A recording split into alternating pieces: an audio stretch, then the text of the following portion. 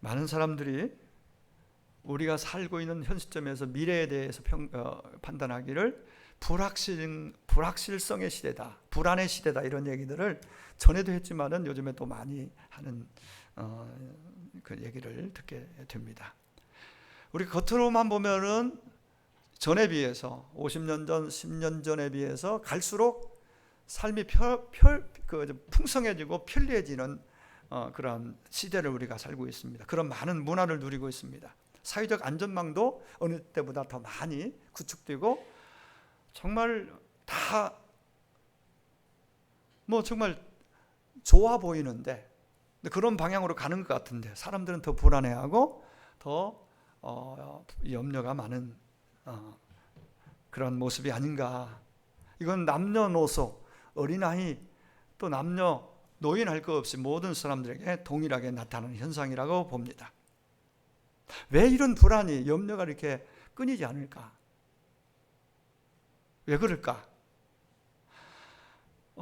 실존 철학자, 유실론적 실존 철학자인 케르케고르라는 분은 이렇게 여기에 대해서 답을 줍니다.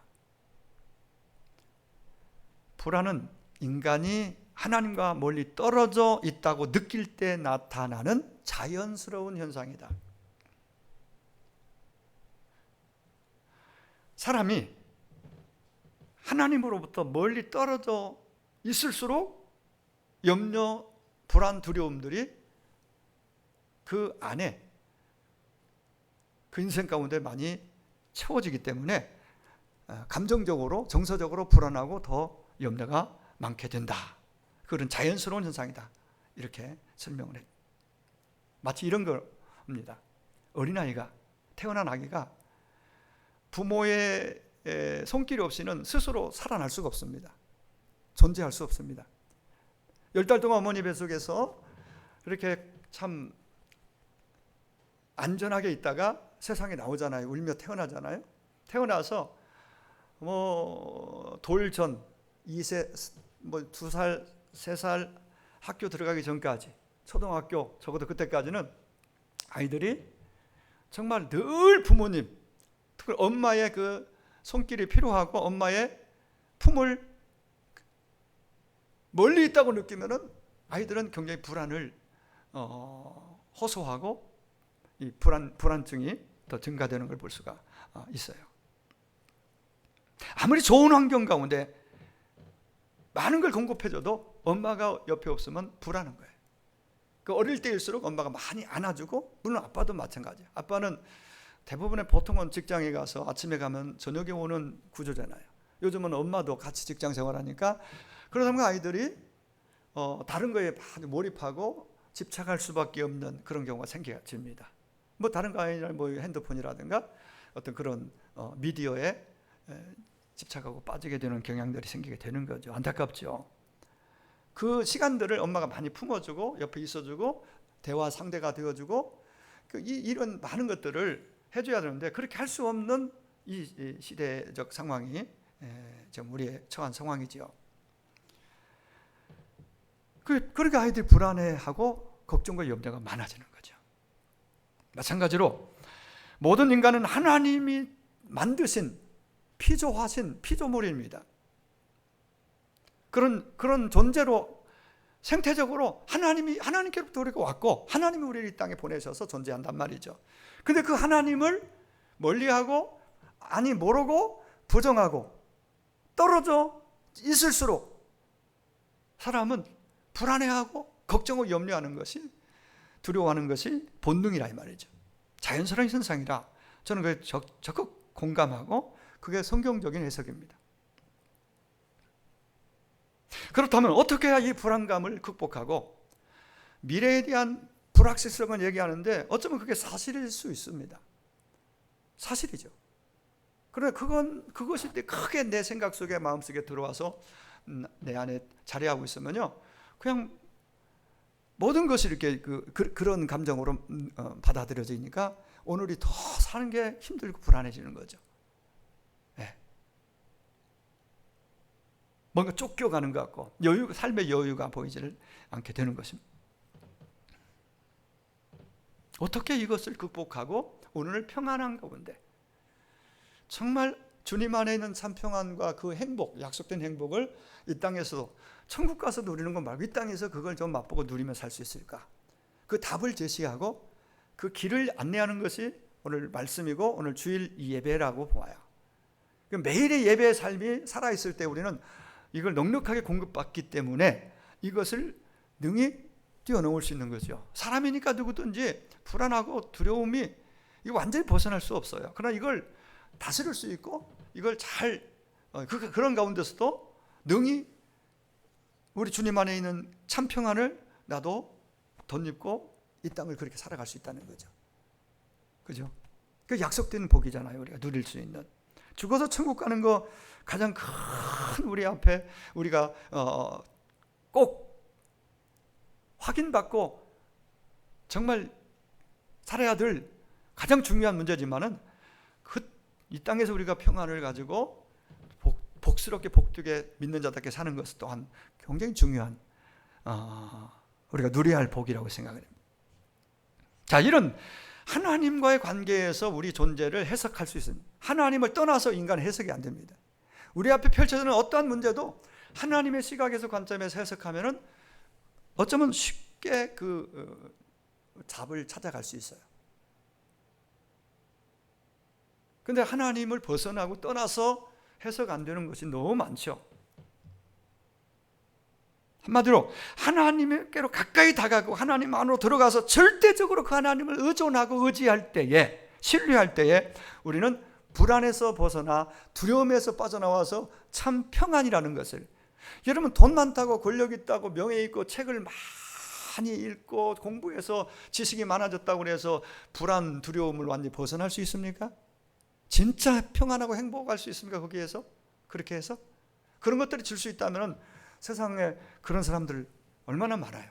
그러나 절대 그런 것들이 우리에게 참 평안을, 행복을 보장해 주지 못한다는 사실 우리는 너무 잘 알고 있습니다.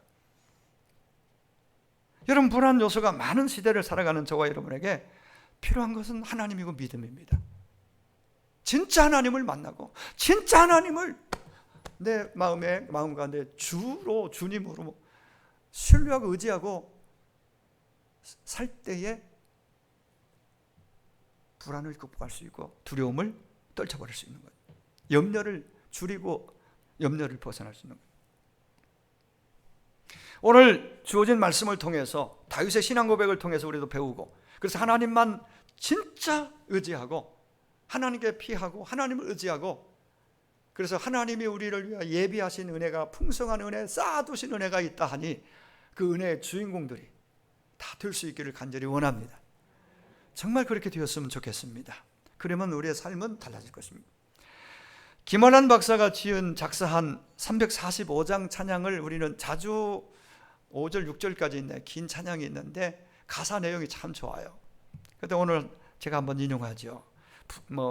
부르지는 않겠지만, 캄캄한 밤 사나운 바람 불 때 만경창파 망망한 바다에 외로운 배 한 척에 떠나가니 위태하구나. 제가 언제가 이거 인용한 기억이 나네요. 몇 개월 됐나 몇 년 됐나 아무튼 금년에 했던 것 같아요. 위태하구나. 이 찬양 1절에 2절에는 비바람이 무섭게 몰아치고 그 놀란 물 큰 파도가 일 때에 저 뱃사공 어쩔 줄, 그 뱃사공은 바로 우리를 일컫습니다. 작은 배, 망망대해에 떠있는 배, 내 뱃사공이에요. 내가 그 배를 저어가고자 할 때 바람이 조금만 불어도 나는 막 흔들리니까 거기서 막 두려울 수밖에 없어요. 가련하구나. 마지막 절 5절에 보니까요, 이렇게 나와요. 답이 제시가 됩니다. 모진 바람 또 험한 큰 물결이 제 아무리 성내어 덮쳐도 권능의 손, 그 노를 저으시니 주님의 손이죠.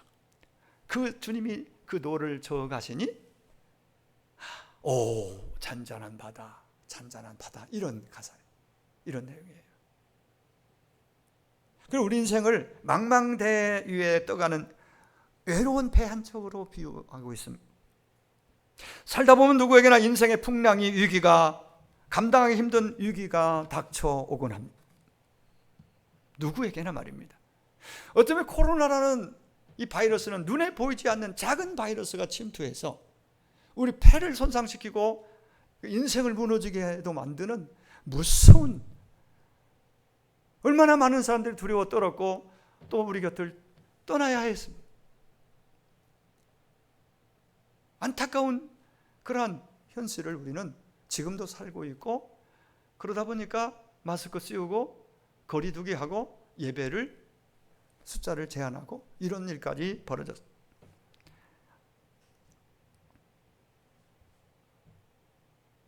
우리가 한평생 살면서 이런 위기가 없기를 바라지만은 위기 없는 인생은 없습니다. 우리가 공동체로 나라와 전 세계 팬데믹으로 전 열방 모든 지구촌에 이렇게 덮칠 때는 어떻게 하겠어요? 어떻게 하겠어요? 개인적으로 살면서 다가오는 풍랑도 있죠. 가정적으로. 다른 직장인의 일터는 괜찮고 내가 속한 직장인, 내가 경영하는 일터에 이런 풍랑이 덮쳐오기도 한.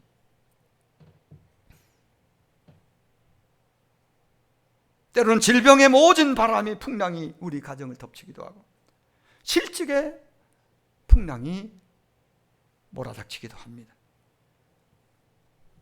행복하려고 결혼했는데 그 행복하려 했던 그 가정에 부부간에 이런 풍랑이 닥치기도 하고, 관계, 자녀 교육에 있어서 때로는 잘 나가는 사업장에 이런 풍랑이 몰쳐오기도 합니다. 뭐 하나, 어느 거 하나 풍랑이 내 문제로 다가올 때는 너무너무 힘든 거예요. 감당하기 힘든 거예요. 다른 사람에게 지나갈 때는, 왔을 때는 내 일이 아니니까 조금은 그래도 여유 있어 보이지만, 그게 내 문제가 됐을 때는 다르단 말이에요. 내게 질병이, 내게 그 질병의 바람이 내 가정에 그런 일이 왔으면 참 못 이루고 정말 더 두려워할 수밖에 없는 문제가 돼버린다는 거죠. 여러분, 이게 오늘 우리의 현실이에요.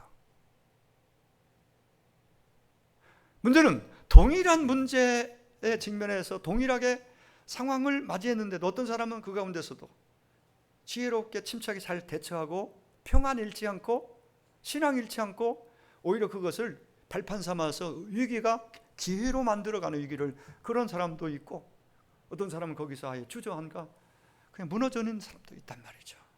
무슨 차이일까요? 우리가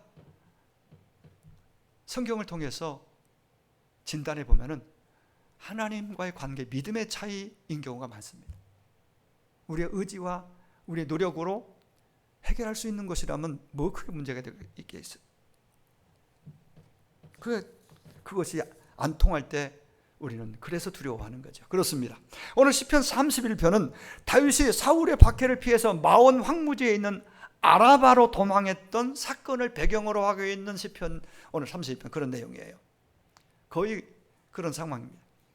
그러니까 사울을 피해서, 사울이 지금 다윗을, 이스라엘 입장에는 다윗이 꼭 필요한 장군이에요. 군대 장군이고, 나라를 구할 수 있는 지혜로운 자고 용감한 용맹 있는 멋진, 정말 누가 봐도 정말 인정할 수밖에 없는 그런 참 그런 존재인데, 사울의 눈에는 이건 제거의 대상, 정적이고 제거의 대상.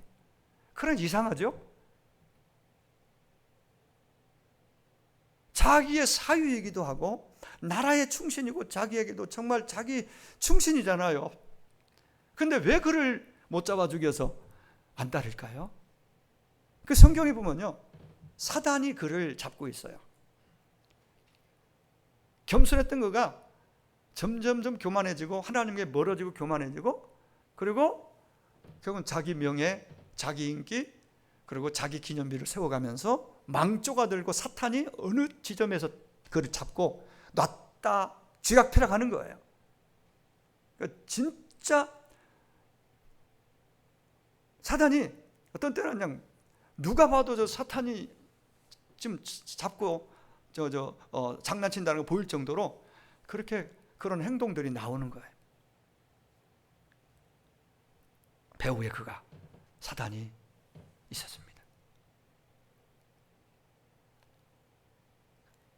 수천 명의 군대를 이끌고 다윗 잡아 죽이겠다고 다윗을 잡아 죽여서 자기 왕위를 아들 요나단에게 아들에게 물려주고 싶은 그러한 그런 게 있었겠죠. 근데 하나님은 아니에요. 요나단은 착하지만 하나님의 마음은 그 가문에서 사울에게 떠났고 이미 다윗에게 이미 공적으로 기름 부어서 사무엘을 통해서 왕 계승자로 이미 그걸 보고 느끼면서도 그렇게 이상하게 그를 하나님이 보호해 주는 그를 어떻게든 잡아 죽이려고 하니 좀 웃기는 얘기 아니겠어요?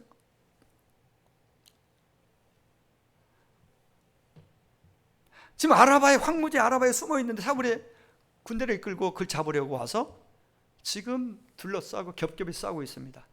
지금 도망칠 구멍이 1도 없습니다. 이 꼼짝없이 이제 죽을 상황에 잡히면 죽는 거예요. 옴짝달싹할 수 없는 상황이에요. 이제는 죽는 길밖에 없어요. 그런데 극적인 반전이 일어납니다.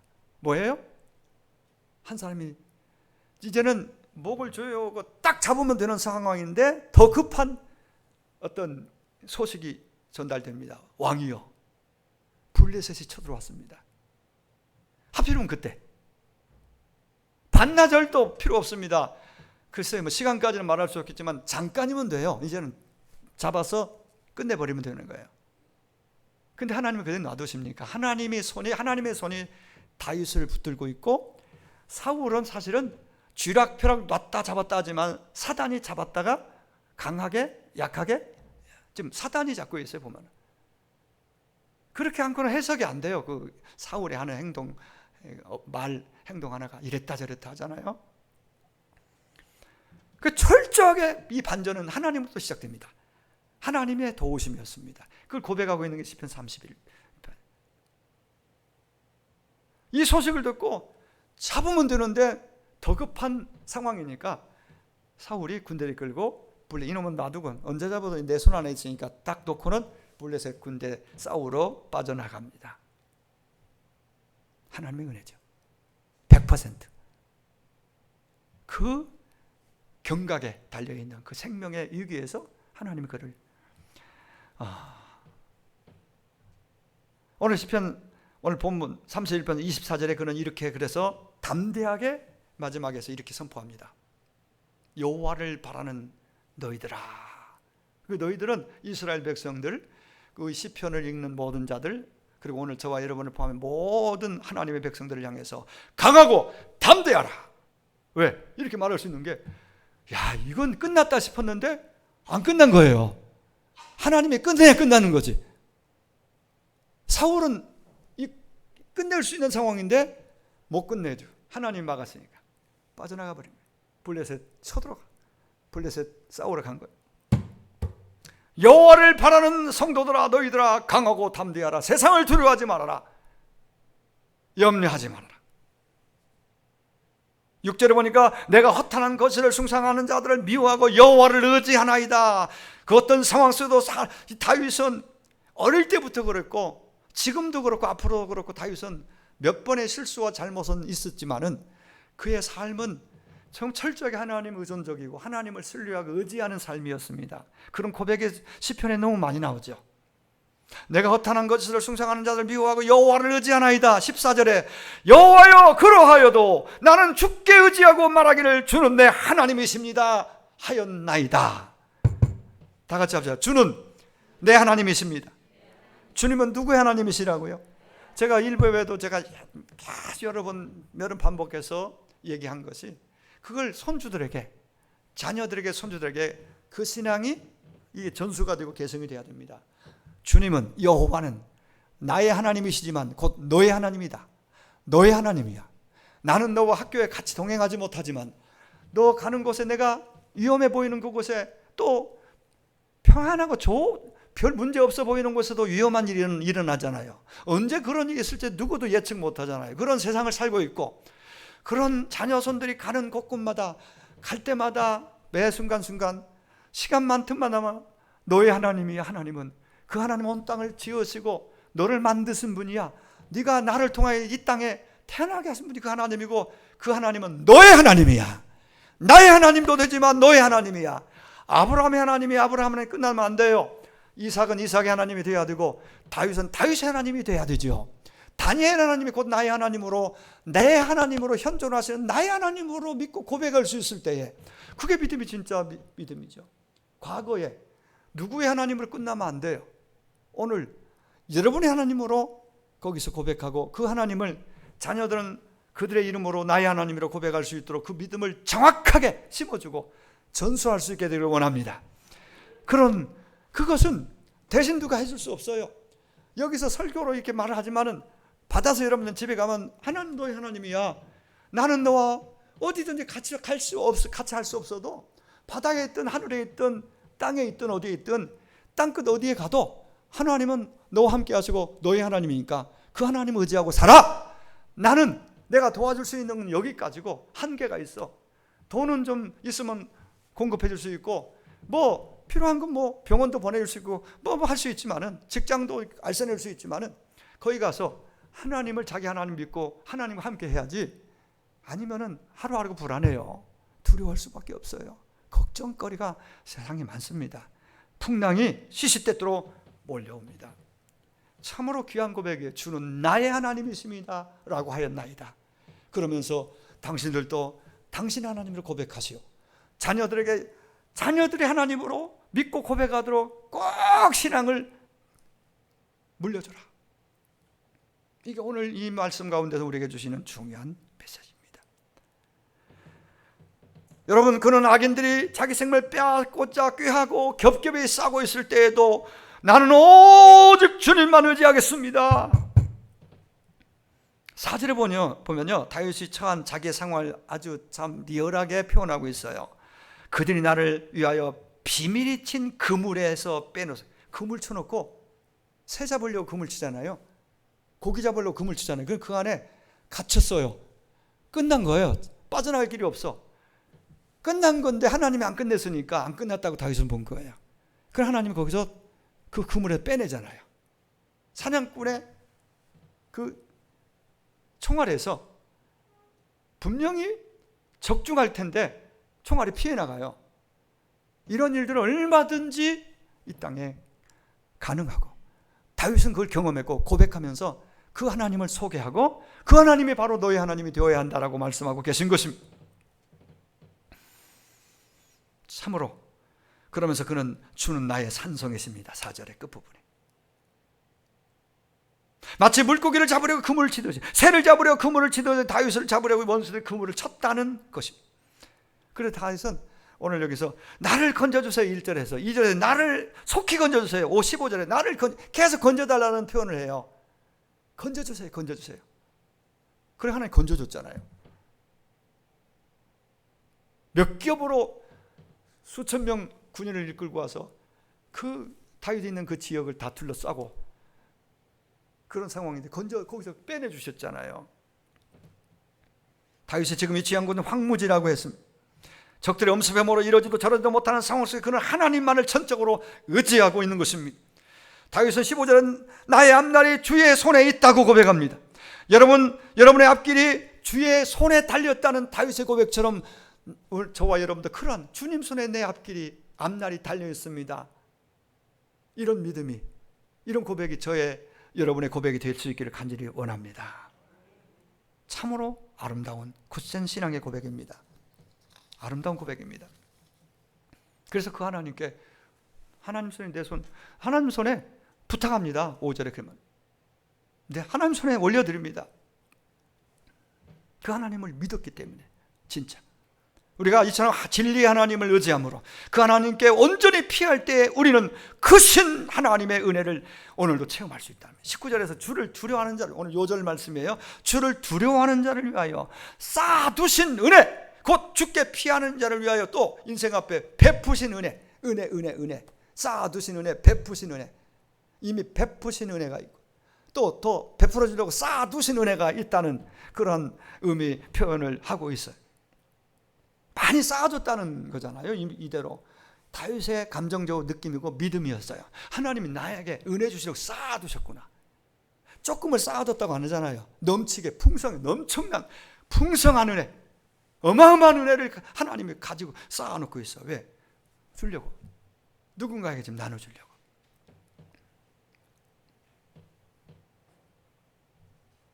주를 두려워하는 자를 위하여 쌓아두시노니.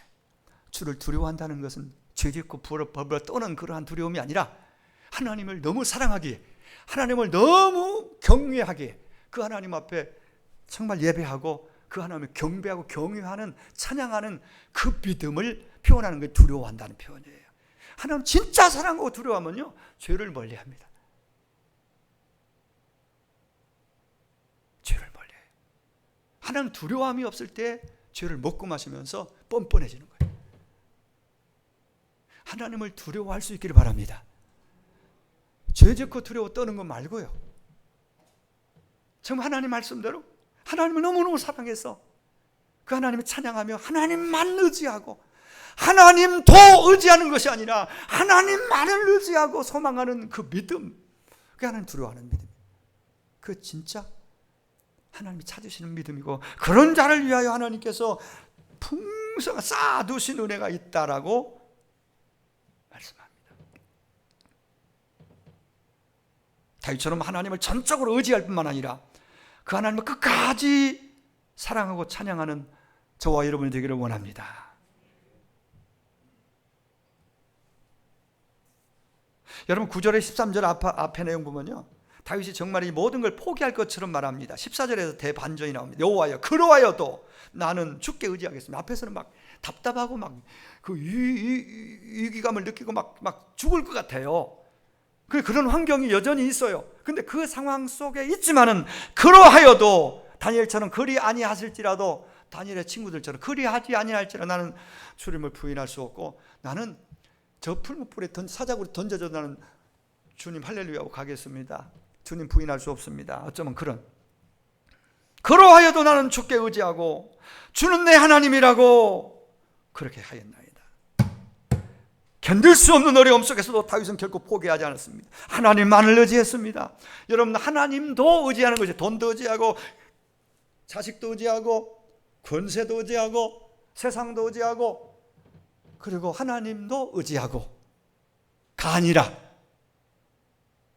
하나님만 의지하고 살겠습니다. 다 같이 하나님만 소망하고 하나님만 의지하고 가겠습니다. 이게 다윗, 이게 바울이었어요. 이래 신앙의 11장에 있는 신앙의 선진들의 믿음이었습니다. 우리가 많이 부족하죠. 그래서 예배가 필요한 거예요. 도전받고 다시 깨닫고 기도하고, 하나님 나에게 믿음이 있는 줄, 믿음이 너무 없네요, 부족하네요. 그 믿음 주세요. 저도 그런 믿음 갖기 원합니다. 그래서 큐티가 필요하고 소그룹이 필요해요. 거기서 고백하고, 누구 지적하는 것이 아니라 고백하면 받아주고, 나도 그런데 나도 그런데 우린 다 이렇게 연약한다구나, 서로 격려하고 우리 같이 기도합시다. 이게 소그룹이에요. 여기서는 그렇게까지 못하잖아요. 예배가 설교자 혼자 여기서 외치고 선포하고 혼자 하고 있고, 여러분은 큰맘 먹고 한 번씩 고개 끄덕이거나 아니면 속으로라도 아멘하고 그런 정도죠. 여기서 막 디스커스 못 하잖아요. 여기 나눔이 쉐어링이 됩니까? 소그룹에서는 나눔이 돼요. 구체적으로. 그러니까 여러분, 소그룹이 이게 복입니다. 여러분, 소그룹을 작게 여기죠. 소그룹이라고 작은 작게 여기면 안 돼요. 많이 모이니까 대그룹이고 적은 수가 10명 안짝 모이니까 소그룹이라고 할 뿐이지, 얼마나 거기서 진짜 은혜들이 거기서 나눔을 통해서 간증이 나오고 변화가 일어나는 거예요.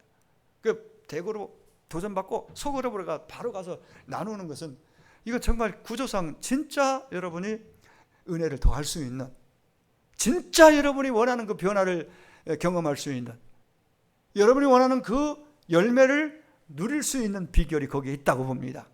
그래서 그 사도행전에 보면은 초대교회 처음 시작된 교회가요, 두 가지 사이클이 그대로 정확하게 돌아갑니다. 수레바퀴 사이클.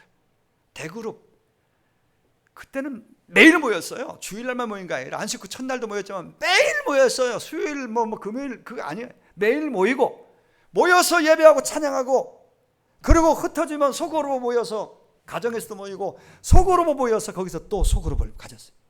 성경에 정확하게 사도행 2장 마지막 부분에 가면 나와 있어요. 그 패턴으로 쭉 가다가 교회가 커지면서 그 약화되고, 그러면서 타락이 오고 소아서 7교회가 다 망가지고 다 무너지잖아요. 나중에 지금 가보면 교회들 흔적도 없어요. 터키 가보면 다 이 뼈대도 안 남아서 밑에 바닥 그 기초만 남아서 다 무너지고, 그 왕성하던 교회들 지금 회복해야 돼.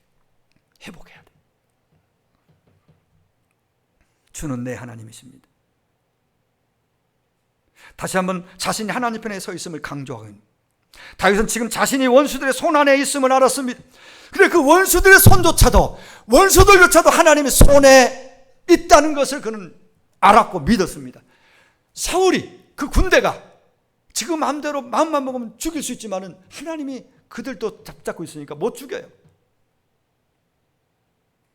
원수들조차도 모든 환경을 하나님이 컨트롤하신다. 믿으시기 바랍니다. 그 환경을 보는 우리 입장에서는 환경 때문에, 그 상황 때문에 내가 막 가슴이 답답하고 죽을 것 같지만은 그 환경을 하나님 손에 올려드리고, 아니 그분이 그 환경도 컨트롤하고 계신단 말이에요. 여러분 지금 어떤 상황에 있는지 제가 세밀하게 모르지만 주님은 아시고, 온 땅의 주권자이신 그분은 그 상황을 정확하게 소상히 아시고, 여러분이 혼자 거기 붙어서 해결해 보려고 몸부림치기보다는 그분 손에 올려드리고 그분 손이 임하여서 그분이 주관하고 계심을 믿고 올려드리면은 그분께서 여러분이 답답한 그 환경을 다스려 주실 줄로 믿습니다. 여러분 믿는 우리도 하나님 손에, 그 손에 달려있지만은 우리가 두려워 떨고 있는 그 환경, 원수조차도 하나님 손에 있다는 것을 우리 믿어야 됩니다. 하나님 손에 달려있어요. 8절에 5절에 15절에 그렇게 그는 고백합니다. 나의 앞날이 주의 손에 있습니다. 앞날이라고 번역되었지만 이건 정해진 시간을 뜻합니다. 내게 있어 정해진 시간, 내 인생, 내 삶을 의미하기도 합니다. 내 인생, 내 삶의 전체가 당신 손에 있습니다. 이 고백이에요. 나의 미래뿐 아니라 나의 과거도 주의 손에 있었고, 나의 실패조차도 하나님은 다시 그걸 통해서 하나님의 계획표대로 나를 바꿔서 쓰시기 위해서 그렇게 준비시켜가. 과거, 현재도 미래도 하나님 손에 있습니다.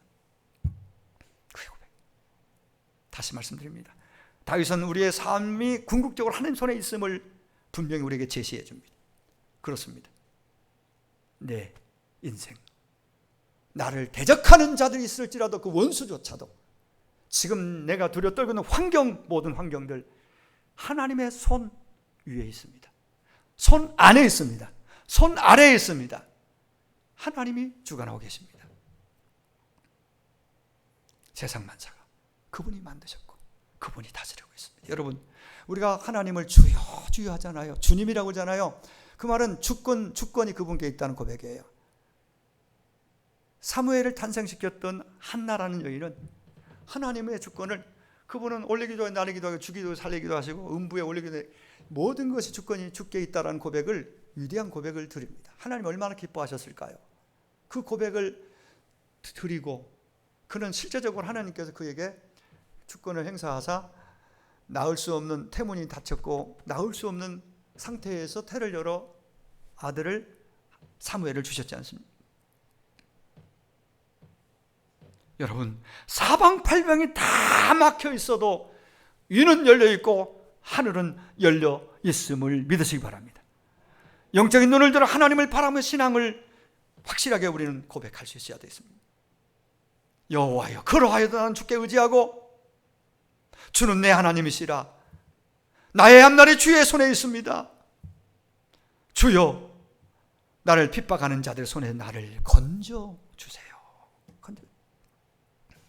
아무리 고통과 슬픔이 극한 상황에 처해 있다 하더라도 하나님은 여전히 나의 하나님이십니다. 인생 만사가 당신의 손에 있음을 믿습니다. 지금까지 하나님의 주권 속에 살아온 것처럼 앞으로 남은 생에도 하나님의 주권 가운데 그 능력과 권세로 보살펴 주실 것을 믿는 믿음의 고백이 바로 다윗의 고백이고 오늘 우리의 고백이 되어야 될 줄로 믿습니다. 누가 내 인생은 내 거라고 큰 소리 칩니까? 누가복음 12장에 있는 어리석은 부자, 돈 많다고 다 내 것이라고 먹고 마시자고 큰 소리 치지만은 마치 저 구약의 나발이라는 그 어리석은 인생, 그 아내가 아니었으면 그 수많은 사람이 희생당할 그런 상황을 스스로 만들고, 어리석은 부자. 그날 밤에 하나님이 그 영혼을 취해가시니까 완전히 빈 인생 거기서 끝나고 맙니다. 여러분, 인생이 내 것이라고? 그런 착각이 어디 있습니까? 포이즌 바이러스 하나만 침투돼서 내 안에 들어와도 허우적대는 인생이 뭐 그리 대단합니까? 오늘 저와 여러분의 인생의 주인은, 우리의 주인은 오직 하나님 한 분뿐이신 줄로 믿습니다. 태어나는 것도 살아가는 것도 죽는 것도 하나님 손에 있습니다. 내가 아닌 하나님이 나의 환경과 나의 인생 전체를 컨트롤하신다는 사실을 인정하고 믿고, 그래서 그분을 신뢰하고 그분께 내 인생을 올려드릴 수 있기를 원합니다. 이제 말씀을 정리하려고 합니다. 예수님이 십자가에서 마지막에 하셨던 말씀, 내 영혼을 받으소서. 내가 나의 영을 주 예수님에 부탁하나이다. 내 영을 받으소서. 오늘 5절에서 다윗도 이 고백을 드리고 있어요. 내가 나의 영을 주 예수님에 부탁합니다. 하나님을 전적으로 신뢰하는 고백이죠. 아버지 손에 부탁합니다. 나의 삶이 전체가 주님 손에 있습니다. 그래서 주님 손에 맡겨드립니다. 여러분, 언제 여러분은 하나님을 진실하게 진지하게 찾으십니까? 일이 잘 될 때입니까? 아니면 힘들고 어려울 때입니까? 여러분은 언제 아버지를 간절히 불러보셨습니까? 주여 하고 그 주님을 진심을 담아서 아버지 하고 그렇게 온 마음을 담아서 그 아버지를, 주님을 불러보셨습니까?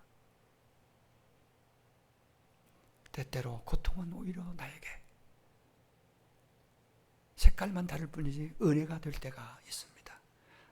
겸손의 각을 깎아내고 고집과 모난 것들을 다듬는